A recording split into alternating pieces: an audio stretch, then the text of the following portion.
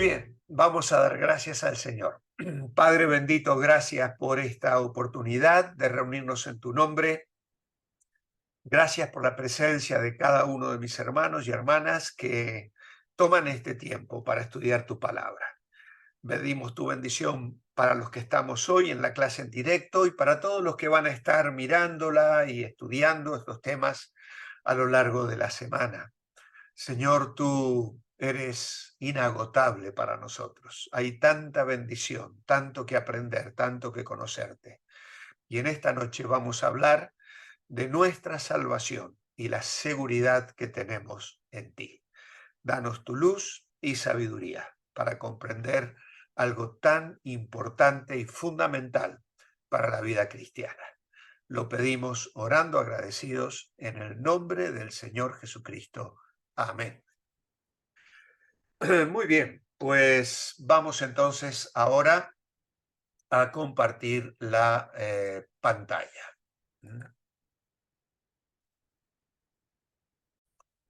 Ahí la tenemos. Muy bien. Creciendo en la gracia. Me encanta este título para esta clase porque es precisamente lo que el apóstol Pedro ordena, sugiere, aconseja al final de su segunda carta. Antes bien, creced en la gracia y en el conocimiento de nuestro Señor Jesucristo. Para quienes no lo saben, era el título de un programa de radio que hacíamos ahí en el año 85, 86, 87, con mi íntimo amigo y compañero de ministerio en Mendoza, mi querido Juan Valverde, pastor de la Iglesia del Dios Viviente, que es la iglesia que fundamos allí en Mendoza y pastoreamos por 10 años. Es un título que estuvo en mi corazón a lo largo de todos los años y al volver a pensar en una clase de discipulado, vino a mi mente y a mi corazón volverla a utilizar, creciendo en la gracia. Muy bien, el tema de hoy, sigo siendo salvo. Y tenemos a una persona con un interrogante y una cara de perplejidad. Nuestros falsos y verdaderos del comienzo de la lección tiene la siguiente declaración: la confianza de tener vida eterna depende de mi fidelidad a Dios. Bueno, tengo que confesar que me hizo pensar esta frase. No me fue fácil dar una respuesta. Yo no sé qué opináis, si alguien quiere abrir su micrófono y decir si es falso o verdadera, ¿qué os parece?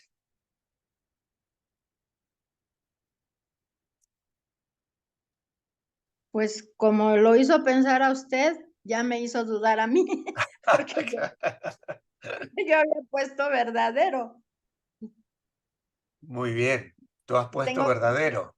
Voy a Vale, tener vida eterna, soy fiel a Dios. a ver, ¿alguna otra propuesta por ahí?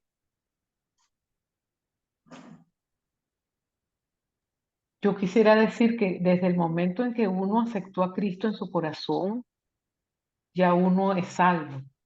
Claro, eso también ayuda de que tenemos al Espíritu dentro de nosotros y siempre nos va a ayudar a buscar de Dios y buscar las cosas espirituales. Por ahí va a venir la fidelidad. Es lo que yo Claro, pienso. Yo pondría verdadero. vale, muy bien, María, muy bien, vale. Muy bien, confieso que originalmente mi intención fue poner falso, ¿eh? Porque mi salvación en un sentido no depende de mi fidelidad a Dios. Pero acá no estamos hablando de la salvación, está hablando de mi confianza, la confianza de tener vida eterna. Depende de mi fidelidad a Dios. Entonces, una de las cosas que primero sufre un creyente infiel es que no se siente seguro de su salvación. ¿Eh? Porque cuando yo soy infiel, cuando yo peco, cuando yo me rebelo contra Dios y voluntariamente entro en un hábito pecaminoso en mi vida, obviamente que luego comienzo a dudar, ¿seré realmente un hijo de Dios? Porque ¿por qué hago esto voluntariamente?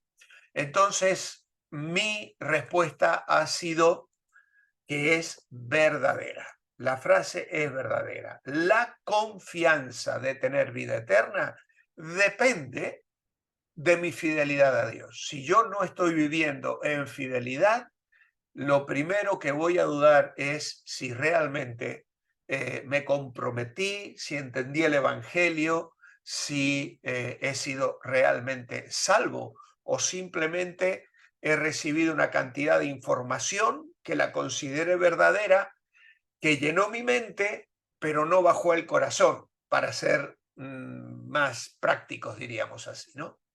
Bueno, segundo, creer que la salvación no se pierde me da licencia para pecar. Obviamente es una declaración falsa, de ninguna manera. Todavía recuerdo una gran discusión que tenía, en buen sentido de la palabra, con un querido compañero de cuando estábamos haciendo el servicio militar, la mili, como le dicen en España, la colimba, como se le dice en Argentina. Y este chico era muy católico, era una persona bellísima. Hice una gran amistad con él y con toda su familia. Luis se llamaba. Y él me decía, claro, es que vosotros, como ya sois salvos, como ya tenéis la vida eterna, ahora vive como quieres. Si quieres pecar, si quieres desagradar a Dios, total, ya eres salvo. Y esa era su gran base para rebatirme la seguridad de salvación que yo le manifestaba tener. Y como vamos a ver en la clase, yo le decía, no, porque por la seguridad de salvación que tengo, no me apetece pecar. No me apetece pecar. Ahora soy un hijo de Dios. Amo a mi Padre y sé lo que a Cristo le costó mi salvación.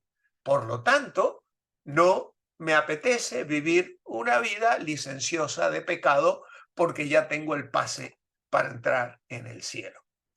Luego, hay muchos cristianos que andan mal porque nunca entendieron el verdadero evangelio. Nunca fueron salvos. Y sí, verdaderamente esto es así, es cierto, porque esos cristianos, entre comillas, que andan mal, no entendieron el verdadero evangelio. O sea, no se puede vivir en pecado, en desobediencia abierta a la voluntad de Dios y como decía Pablo de los gentiles, sin esperanza, sin Cristo y sin Dios en el mundo. De ninguna manera. Si se vive así es porque realmente no ha sido salvo. Ahora esto nos presenta el debate. ¿Conoce a alguien que hizo una profesión de fe, caminó o parecía caminar con el Señor, pero después se apartó? ¿Sigue siendo salvo o ya perdió su salvación?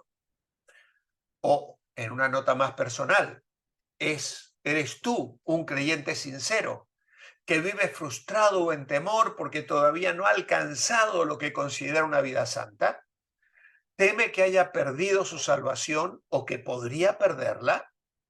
La iglesia evangélica está dividida sobre este tema. Nosotros tenemos cerca de nuestra iglesia otra iglesia con una doctrina diferente en este sentido y algunos miembros han dejado esa iglesia y venido a la nuestra precisamente por las diferencias en este tema concretamente. Unos creen que la salvación se puede perder y otros creen que no. ¿Es importante hablar del tema? Claro. ¿Hay algo más importante que saber dónde pasará la eternidad? Bueno, hay dos errores que han confundido y provocado controversia. El primero es un evangelio barato. Algunos, confiando en que no se puede perder la salvación, se entregan una vida de libertinaje. Su actitud es, tengo mi boleto al cielo, ahora puedo hacer lo que me dé la gana. Esto demuestra una de dos cosas. o la persona salva, entre comillas, nunca entendió el verdadero evangelio y por lo tanto nunca tuvo la vida eterna, o segundo, es ignorante de lo que significa la gracia de Dios. Ha confundido libertad en Cristo con libertinaje. El apóstol Pablo advirtió contra esta actitud en Romanos capítulo 6, versículos 1 al 6, donde dice: ¿qué pues diremos? ¿Perseveraremos en el pecado para que la gracia abunde? En ninguna manera, porque los que hemos muerto al pecado, ¿cómo viviremos aún en él? Y luego sigue hablando del tema del bautismo espiritual. No se refiere aquí al bautismo en agua, aunque el bautismo en agua encuentra en estos pasajes también aclaración. Pero aquí está hablando de haber sido bautizados en la muerte de Cristo Jesús. Esto es algo espiritual, algo que solo Dios puede hacer y que acontece en el ámbito de lo espiritual. Hay unas cuantas cosas que nosotros no sabríamos que acontecen, a menos que la Biblia nos las dijera. Nos fue revelada por el Espíritu Santo mayormente a través del apóstol Pablo. Luego también Juan, Pedro, Santiago, Judas escribieron otras porciones, los evangelios, y el Espíritu Santo cumplió la promesa del Señor para darnos una información que no conoceríamos a menos que el Espíritu de Dios, por revelación, hubiese inspirado a estos hombres para escribir la epístola a los romanos, la epístola a los efesios, etc. Así que hemos sido colocados en Cristo, hemos sido bautizados en su muerte y en su resurrección. Así que crucificados con él, sepultados con él y levantados a una nueva vida. ¿Cómo entonces vamos a vivir en una vida de libertinaje y de pecado voluntario? Luego tenemos los que viven con temor e incertidumbre. Aunque algunos usan la doctrina que se puede perder, su salvación como una motivación hacia la santidad. Otros van más allá. Algunas iglesias la usan para meter miedo a la gente y así manipularlos hacia una vida donde la persona está siempre tratando de quedar bien con su iglesia y con Dios, cumpliendo con listas de requisitos o prohibiciones.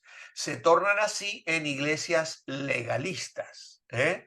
Entonces, hay quienes motivan a la santidad, diciendo: mira, si no vives en santidad, vas a caer en las garras del diablo. Si te mueres en pecado, te vas a ir al infierno. Si no has confesado tu pecado y te atropella un coche, ya no vas a entrar al cielo. Es una desgracia vivir así, realmente, porque ya la Biblia incluso nos habla de que no somos conscientes de todos nuestros pecados. El salmista dice: Señor, dime tú lo que yo no veo. Si hice mal, no lo haré más. Examíname, mira mi corazón, dice el Salmo 139. Es decir, ni siquiera nosotros somos conscientes de nuestra pecaminosidad. El orgullo, el enojo, la vanidad, la vanagloria, el amor propio, tantas cosas que salen de nuestro corazón y que a veces es una reacción que no podemos controlar, ¿no? Entonces, claro, obviamente que vivir buscando la salvación permanente debe ser angustioso. Por otro lado, no queremos vivir sometidos a un montón de reglas. La gracia, dice aquí, es pisoteada bajo este sistema o por el esfuerzo humano. Es decir, estas personas creen que uno es salvo por gracia, no por obras, pero para seguir siendo salvo tienen que cumplir ciertos requisitos, guardar ciertas obras. La vida cristiana se convierte en un esfuerzo para seguir mereciendo la salvación. Seamos claros, no importa lo que opina el autor de este manual, Nueva Vida en Cristo, o algún hermano bien intencionado o un gran predicador. La única cosa importante es lo que Dios opina, y eso lo vamos a encontrar en la Biblia. Son salvos los que se dicen ser cristianos?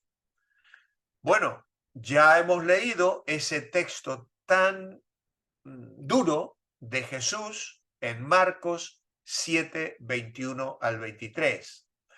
No todo el que me dice, Señor, Señor, entrará en el reino de los cielos, sino el que hace la voluntad de mi Padre que está en los cielos. Así que no todos los que dicen ser cristianos son salvos. Lo advirtió el Señor Jesús. Y esto ya lo dije en la clase pasada y lo vuelvo a repetir. La prueba final no es lo que pensamos de nosotros mismos, ni lo que otros pudieran pensar. La prueba final es ¿qué dirá Dios? Y entonces surge la pregunta, ¿cómo nos preparamos para el juicio? Pues haciendo la voluntad de Dios. La obediencia a su voluntad es la prueba de la verdadera fe en Cristo.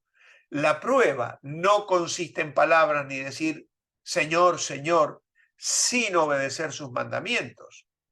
Es fácil aprender un vocabulario religioso, aprender versículos, cánticos religiosos, pero sin embargo, en la vida diaria, no obedecer a Dios.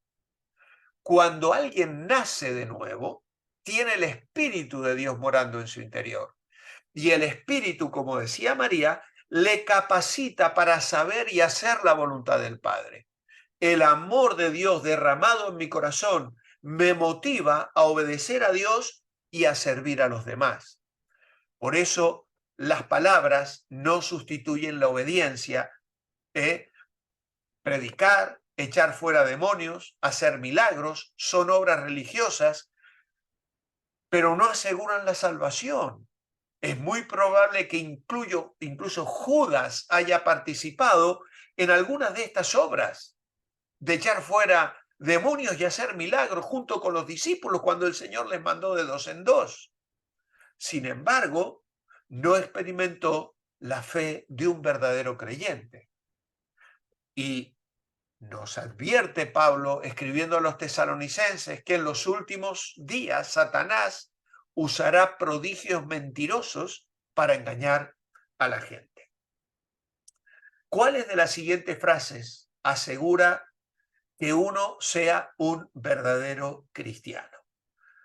Asiste a la iglesia, lee su Biblia, levanta su mano en un culto evangelístico, se sintió triste por su pecado, a lo mejor recuerda algo mal que hizo, dejó vicios, fue bautizado, diezma fielmente, da su ofrenda, enseña en la escuela dominical, habla en lenguas, ayuda a los pobres, es una persona sincera, pero la única frase que aseguro que uno sea verdadero cristiano es la del final. Se ha arrepentido y creído en Cristo, aceptándole como su único Señor y suficiente Salvador. Es decir, no hay necesidad de intermediarios, de intercesores, de hacer obras, de añadir nada a lo que Cristo hizo por nosotros. Una pregunta acá clave es, ¿de qué depende mi salvación? ¿De mis obras o de la obra terminada de Cristo en la cruz? Y obviamente que la respuesta es clara y directa, de la obra terminada y completa de Cristo. Él proclamó, tetelestai, consumado es, quiere decir.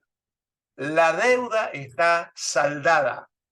Era el sello de pagado que se colocaba en una factura para certificar una deuda totalmente cancelada. Y Cristo consumó la obra de salvación. Hermanos, si la salvación fuera por obras y dependiera en el 0,00001% de nosotros, estaríamos perdidos. No hay nada que nosotros podamos hacer para ser salvos. el único requisito para la salvación está señalado en Juan capítulo 1, versículo 12, en Juan 3:16 y en Efesios 2, 8 y 9. Estos textos dicen: mas a todos los que le recibieron, dice Juan 1:12, a los que creen en su nombre, les dio potestad de ser hechos hijos de Dios. Juan 3:16 es el texto quizá más famoso de la Biblia, porque de tal manera amó Dios al mundo que ha dado a su Hijo unigénito para que todo aquel que en él cree no se pierda, mas tenga vida eterna. Y Efesios 2, 8 y 9, porque por gracia sois salvos por medio de la fe. Y esto, es decir, esta fe y esta gracia no es de vosotros, es un don de Dios, no por obras, para que nadie se gloríe. Ninguno de nosotros podrá llegar al cielo y colgarse medallas. Yo estoy aquí porque me lo gané, porque me lo merezco. Dice: a todos los que le recibieron. Hubo algunos que fueron atraídos a someterse a Cristo y muchos más, diría luego el Señor Jesús, que no eran de aquel redil, dice en Juan, es decir, entre los judíos y aquellos que serían de los gentiles a los que tengo que atraer. Ahora, vemos la descripción del verdadero cristiano en estos versículos, porque es alguien que recibe a Cristo, creyendo en su nombre. Eso es recibir. No es comer, no es tomar el pan ni el vino, es creer en su nombre. Creer en él es recibirle como el don inefable de Dios. Hemos de recibir su doctrina, su evangelio como verdadera y buena. Hemos de recibir el favor de su gracia, el impacto de su amor como norma que gobierne mis actos, mis afectos, mis anhelos y mis deseos. Por eso hay en este sentido un privilegio extraordinario que es doble. Dice allí en Juan 1:12, a los que le recibieron, a los que creen en su nombre, les dio potestad, les dio el derecho de ser llamados o de ser hechos hijos de Dios. Y aquí tenemos el privilegio de la adopción. Les dio potestad de ser hechos hijos de Dios.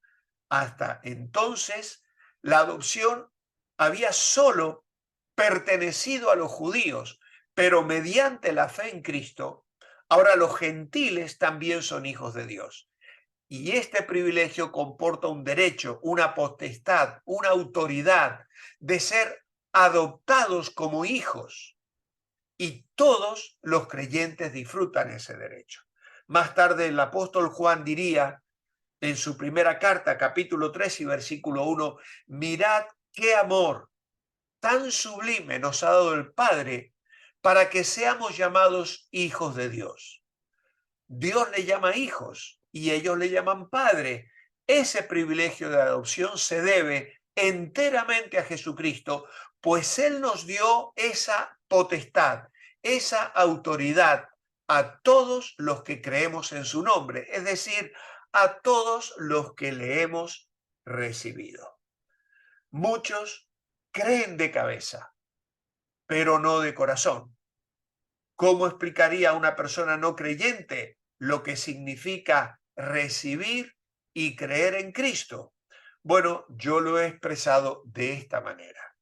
Creer en Cristo es aceptarlo como Salvador, confiando en su muerte y resurrección y recibirle en nuestros corazones como nuestro Señor. ¿Vale? Esta es una declaración completa que expresa de alguna manera lo que significa recibir y creer en Cristo. Permitidme señalar aquí que a veces el recibirle como Señor conlleva un proceso de madurez en nuestra vida espiritual. Es decir, cuando yo acepto a Cristo, se produce un nacimiento espiritual, que en Juan 3 el Señor lo definió como ese nacimiento del Espíritu, ese nacimiento de arriba, explicándoselo a Nicodemo, que no entendía. Le decía, tengo que entrar yo en el vientre de mi madre para nacer otra vez. Y el Señor le dijo, no, no se trata de eso.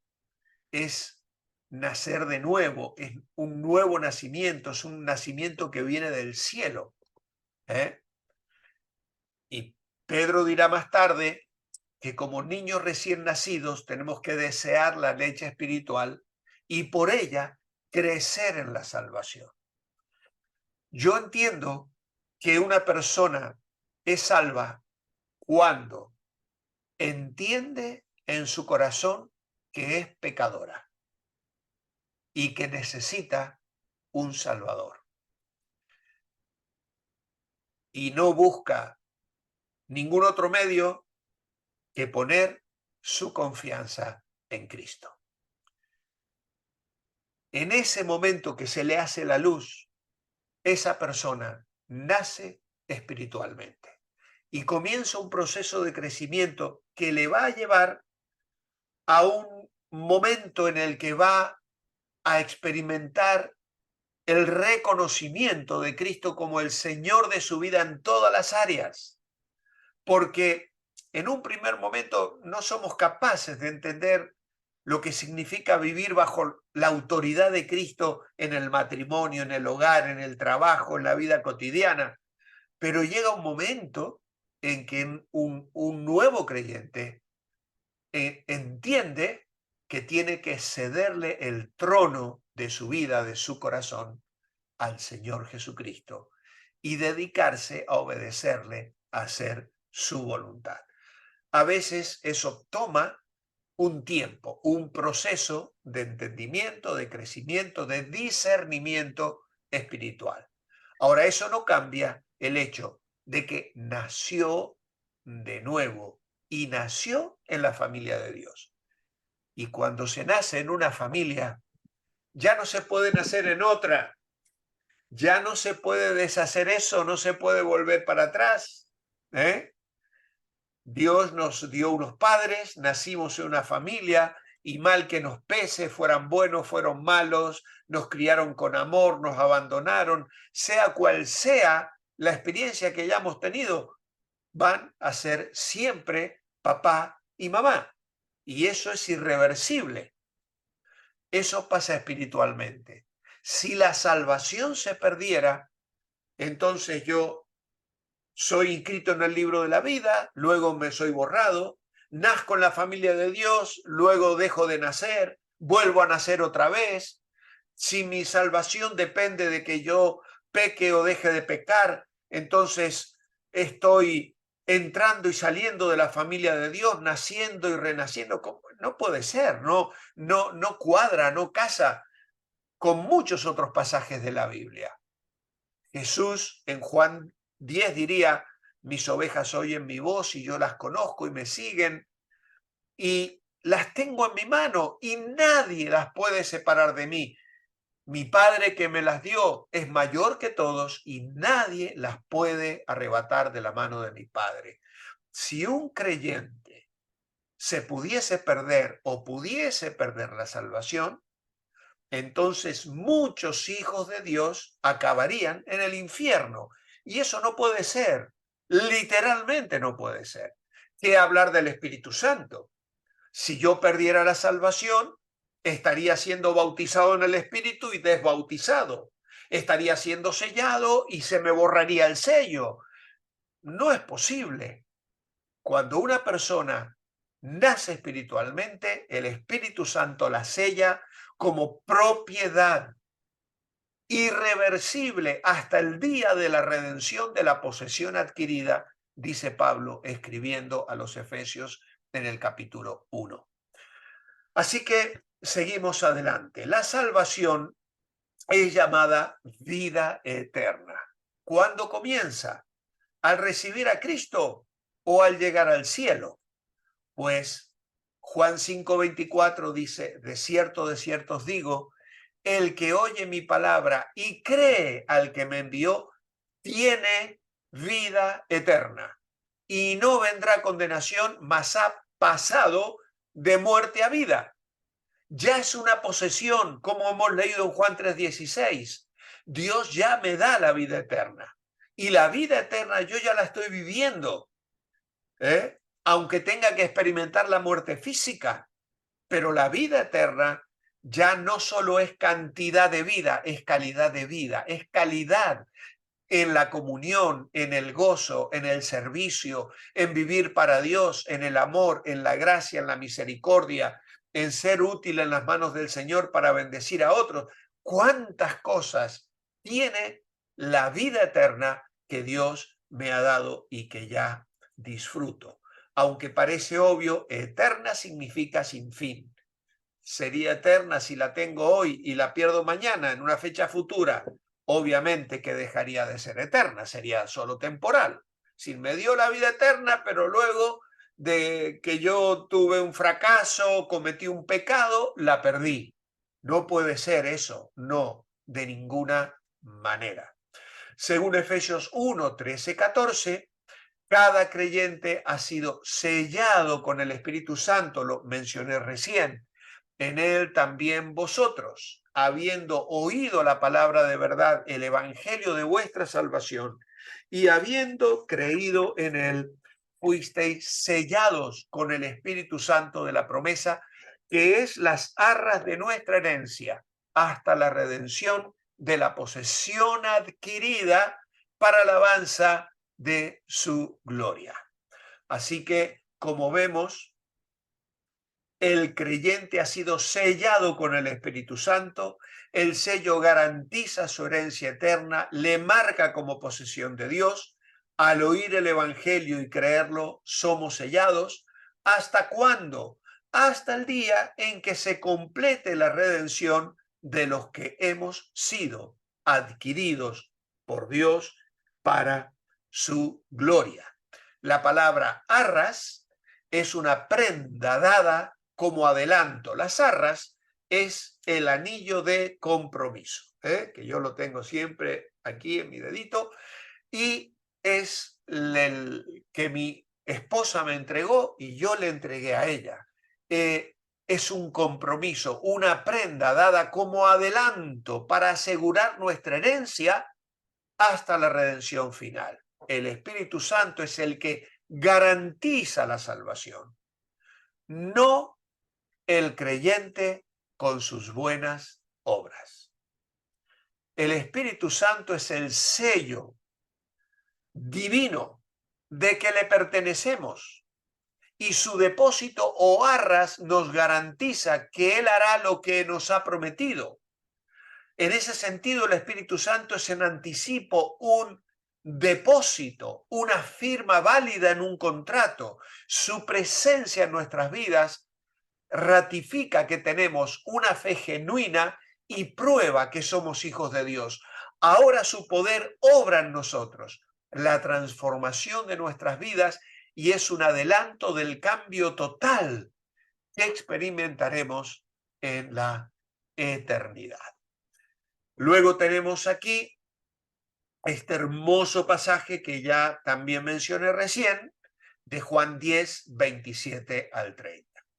Mis ovejas oyen mi voz, yo las conozco y me siguen, y yo les doy vida eterna, y no perecerán jamás, ni nadie las arrebatará de mi mano. Mi Padre que me las dio es mayor que todos, y nadie las puede arrebatar de la mano de mi Padre. Yo y el Padre uno somos. A mí me gusta ilustrar este versículo con esa idea, es decir, este anillo me representa a mí, yo estoy en las manos de Jesús.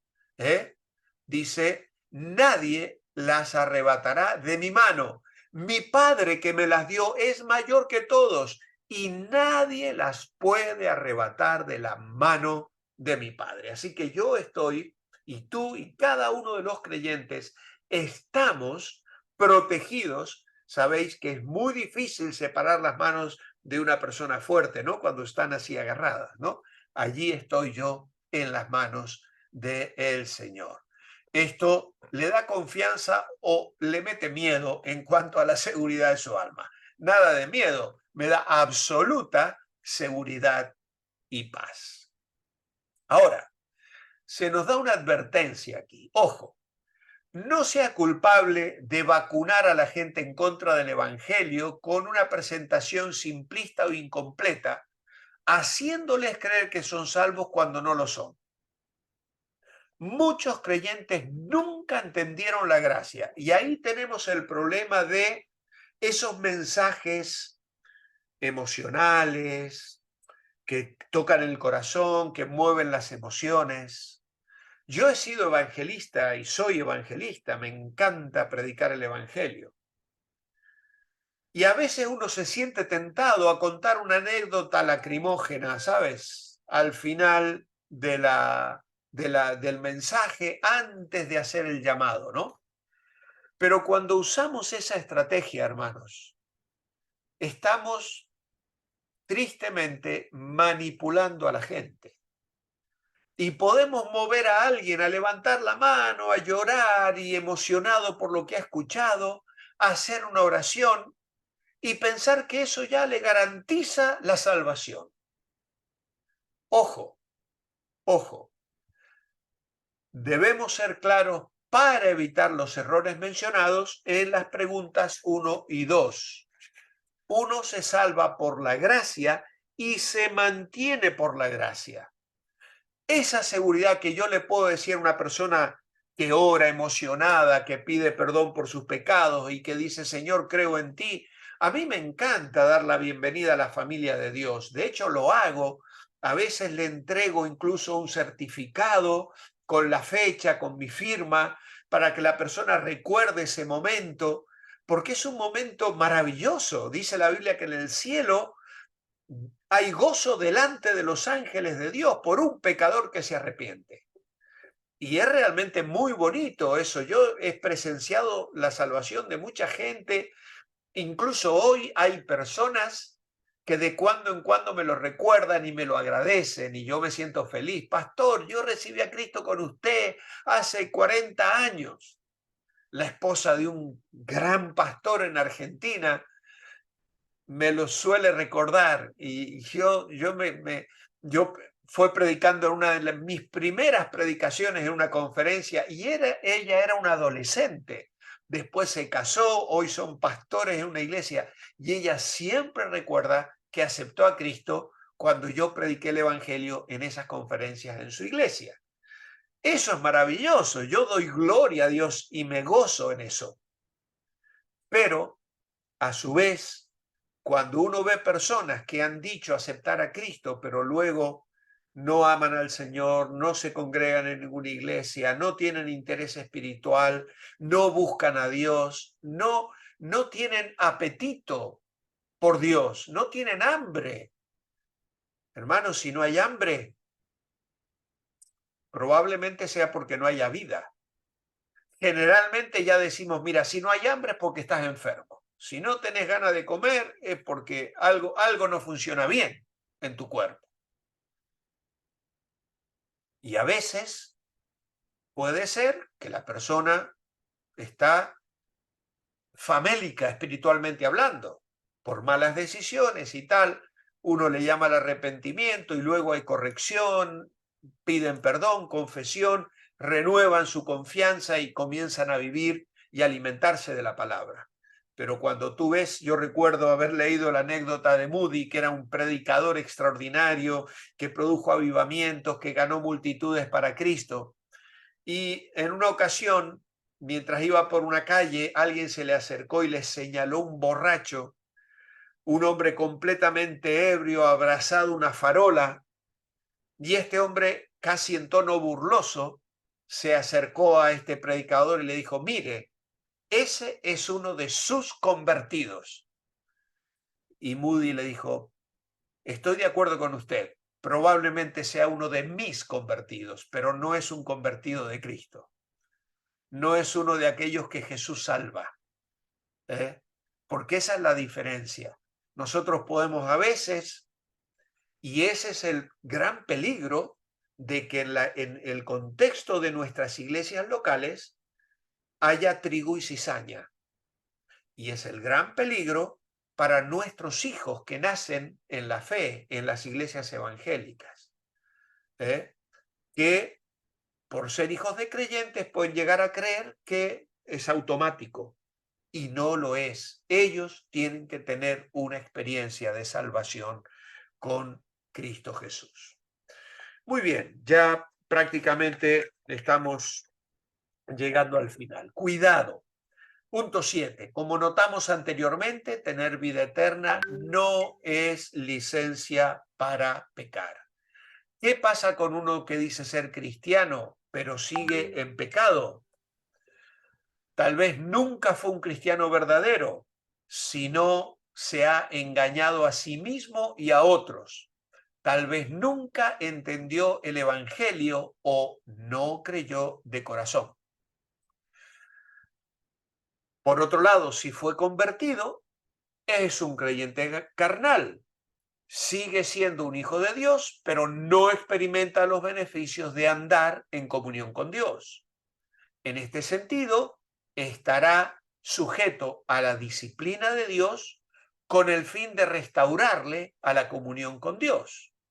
Hebreos 12, 5 al 11 dice: habéis olvidado como la exhortación que como a hijos se os dirige diciendo: hijo mío, no menosprecies la disciplina del Señor, ni desmayes cuando eres reprendido por él. Porque el Señor al que ama disciplina y azota a todo el que recibe por hijo. Yo siempre recuerdo al abuelo de mi esposa, que era un misionero, y él enseñaba eso. Él decía: si una persona acepta a Cristo y luego rechaza al Señor y se va y vive en el mundo a su antojo, si es un verdadero hijo de Dios, un día va a regresar. ¿Por qué?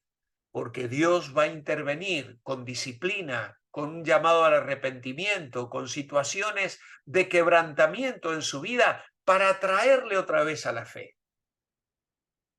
Ahora, si eso no sucede, pues entonces probablemente nunca fue un verdadero hijo de Dios. Luego, que tenemos también, perderá sus recompensas en el tribunal de Cristo. Primera de Corintios 3, 11 al 15, es un tema que hemos estudiado ya en niveles anteriores.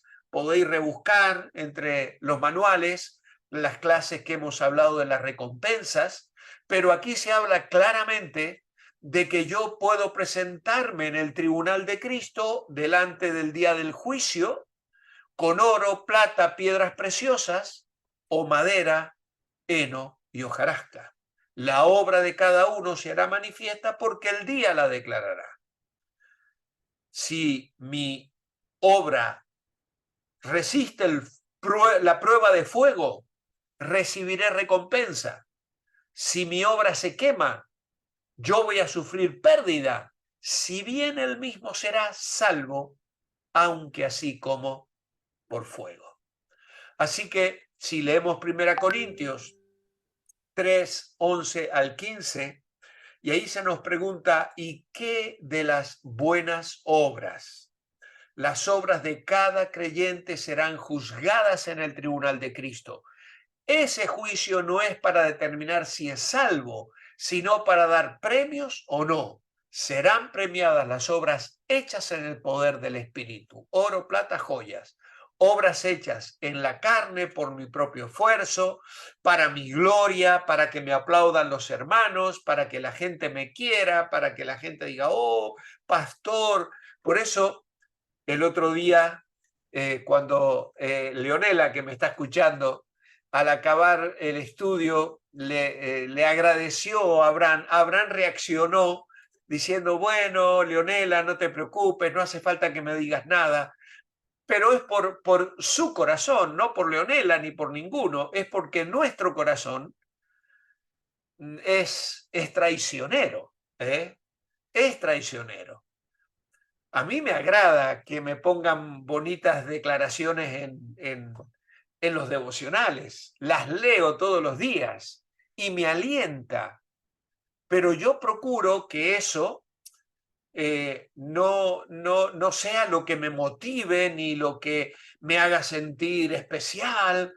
Yo eso digo, Señor, gracias, gracias porque esto es tu gracia obrando. Tú eres el que merece toda la gratitud, toda la gloria y todo el honor. ¿Por qué? Porque no quiero llegar al tribunal de Cristo y que este trabajo de estudiar, de enseñar, de predicar, de pastorear, de consolar, de acompañar, de orientar a las personas, se traduzca en mi vida personal en madera, heno y hojarasca. Yo quiero que sea oro, plata, piedras preciosas. ¿Vale? El oro es lo que hacemos para la gloria de Dios. La plata nos recuerda la redención. Con la plata se pagaba el impuesto de redención de los primogénitos en Israel. Todo lo que yo hago para evangelizar será plata en aquel día. Y las piedras preciosas nos hablan de personas. El sumo sacerdote tenía joyas grabadas, clavadas en el pectoral con el nombre de las tribus de Israel. Y eso nos habla de personas. Todo lo que yo hago para bendecir a un hermano en la fe se traduce en joyas preciosas para la gloria del Padre. Es posible servir al Señor y no recibir premios. Bueno, como hemos visto, podríamos decir que sí.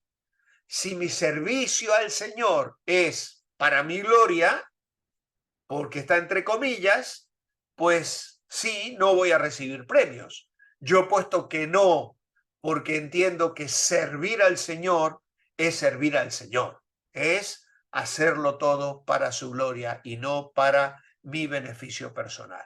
¿Qué premio recibirá el maestro de la escuela dominical que enseña con mala gana o por orgullo?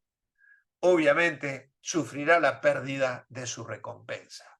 No entendería yo alguien que lleva un ministerio de mala gana, enfadado, agobiado y sin alegría. Los dones espirituales nos ayudan a servir al Señor con alegría. ¿Qué dice el verso 15 sobre los que construyen su vida por esfuerzo propio?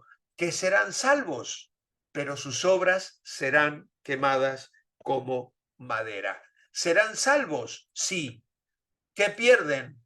Pierden las coronas o las recompensas con las cuales el Señor quiere premiar y bendecir cada una de nuestras vidas.